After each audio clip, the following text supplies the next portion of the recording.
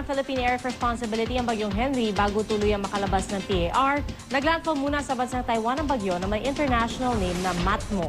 Pero may bagong sirkulasyon namang binabantayan ng Pag-asa. Alamin natin ang weather update mula sa ating resident meteorologist na sa Ginoong Nathaniel Cruz. Mang Tani.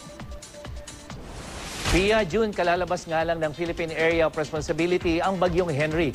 Humina na rin ito at isa na lamang tropical storm matapos maglandfall dito sa Taiwan. Dahil dito, ibinaba na rin ang lahat ng storm signal sa ating bansa.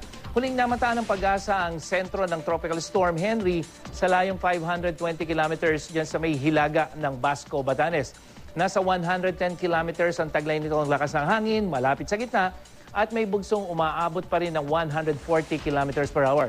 Kumikilos ito pahilagang kanluran sa bilis na 20 kilometers per hour.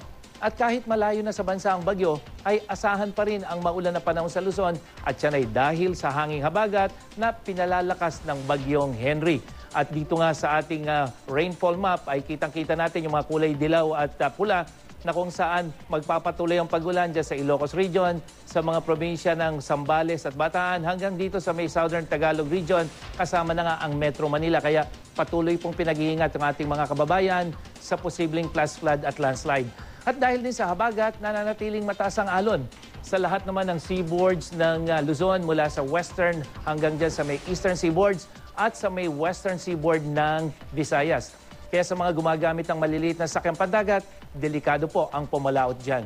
At sa paglabas ng bagyong Henry dyan sa PAR, papalapit naman ang isang low pressure area sa ating PAR at huli itong namata ng Pag-asa 1,140 kilometers silangan ng Southern Luzon.